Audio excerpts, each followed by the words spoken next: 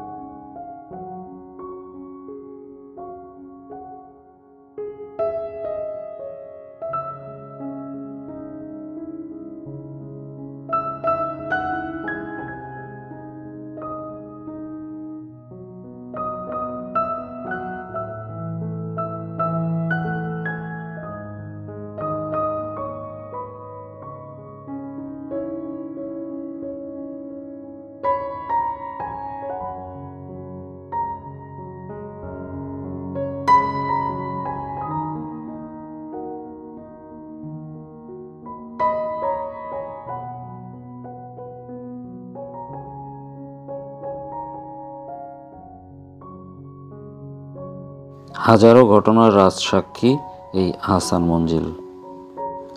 কিভাবে যে 2 ঘন্টা সময় পার হয়ে গেল টেরই পেলাম না। এরপর আমার পরবর্তী যাত্রা লালবাগ কেল্লার উদ্দেশ্যে। পুরান ঢাকার অলিগলির ভিতর দিয়ে আমি রিক্সাযোগে যাচ্ছি লালবাগ।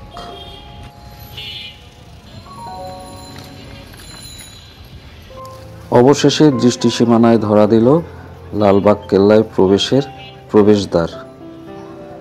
এরকম 3টি ফটক রয়েছে লালবাগ কেল্লায়, তন্মধ্যে 2টি বন্ধ থাকে।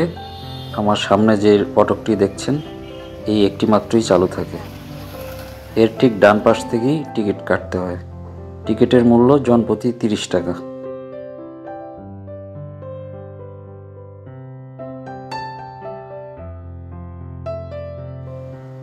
লালবাগ কেল্লায় প্রবেশ করতেই দেখা মিলবে সাজানো সুন্দর ফুলের বাগান। প্রবেশ পথ ধরে সোজা এগিয়ে গেলে দেখতে পাওয়া যায় পরিবিবির সমাধিসৌধ।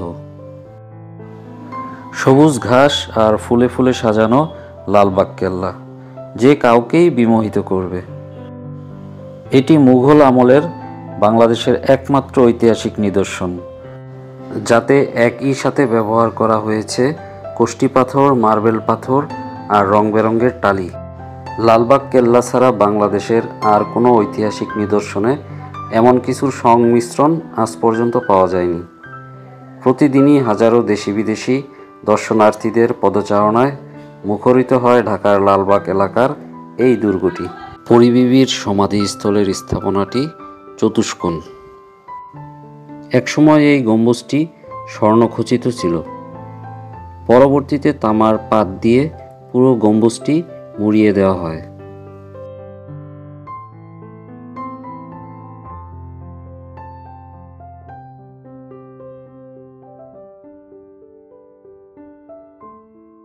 মার্বেল পাথর, কষ্টি পাথর ও বিভিন্ন রঙের ফুল পাতার টালির সাহায্যে ভিতরে 9টি কক্ষ সাজানো।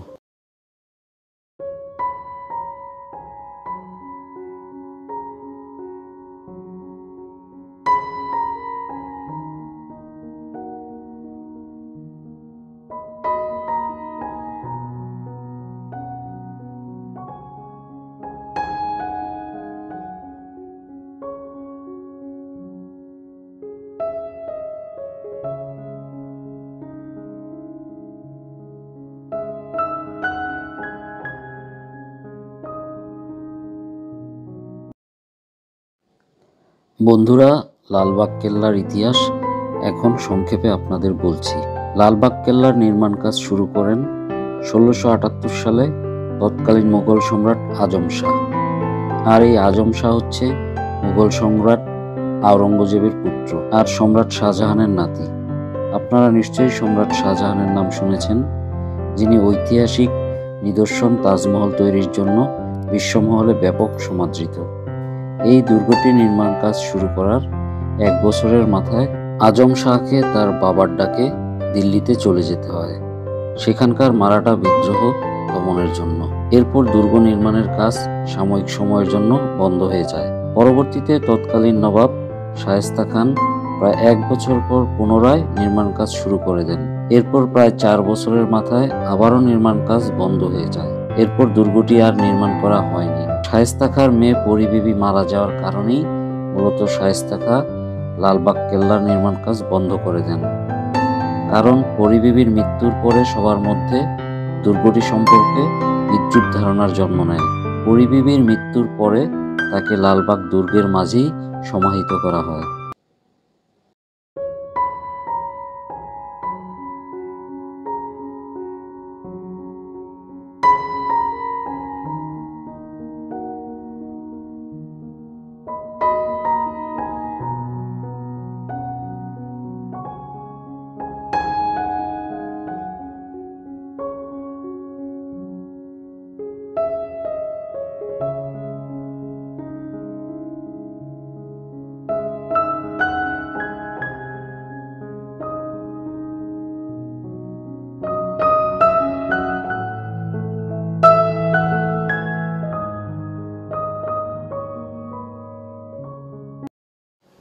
লালবাগ দুর্গের আরেকটি দর্শনীয় স্থাপনা হলো দরবার হল, যা পূর্বে নবাব শায়েস্তা খানের বাসভবন ছিল। বর্তমানে লালবাগ কেল্লার জাদুঘর হিসাবে এই ভবনটি ব্যবহার হচ্ছে। লালবাগ দুর্গের আরেকটি অন্যতম স্থাপনা হচ্ছে দুর্গটির উত্তর পশ্চিমাংশে 3 গম্বুজ বিশিষ্ট মসজিদ। ঢাকায় এত পুরনো মসজিদ খুব কমই পাওয়া যাবে। এরপর আমি রওনা দিই সাভার স্মৃতিসৌধের উদ্দেশ্যে। ঢাকা থেকে প্রায় 25 কিলোমিটার দূরে সাভার থানার নবীনগরে জাতীয় স্মৃতিসৌধ অবস্থিত।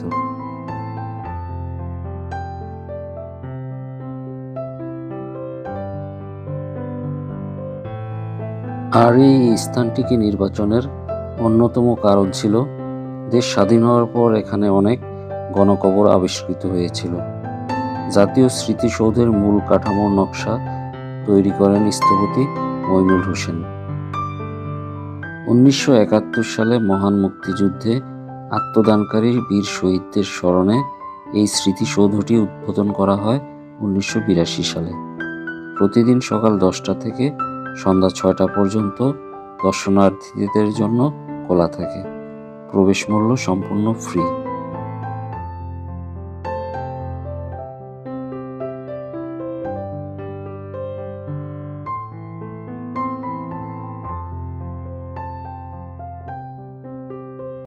কংক্রিট নির্মিত 7টি ত্রিভুজাকৃতির স্তম্ভ দিয়ে মূল সৌধটি গঠিত, যা ছোট হতে ধীরে ধীরে উঁচু হয়ে উপরে উঠে গেছে। এর উচ্চতা 150 ফুট। এই 7টি স্তম্ভ দ্বারা 1952 সালের ভাষা আন্দোলন, 1954 সালের যুক্তফ্রন্ট নির্বাচন, 1956 সালের শাসনতন্ত্র আন্দোলন, 1962 সালের শিক্ষা আন্দোলন, 1966 সালের 6 দফা, 1969 সালের গণঅভ্যুত্থান ও 1971 সালের মহান স্বাধীনতা যুদ্ধকে বোঝায়।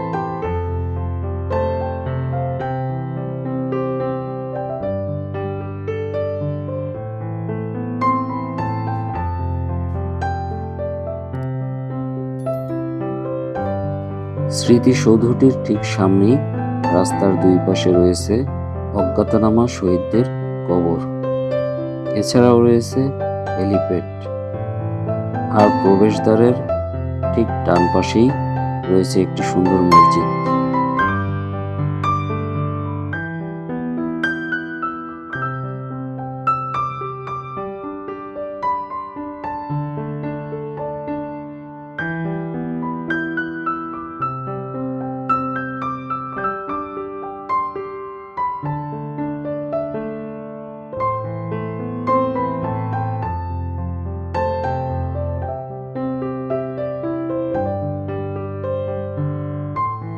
বন্ধুরা, আজ এখানেই বিদায় নিতে হচ্ছে।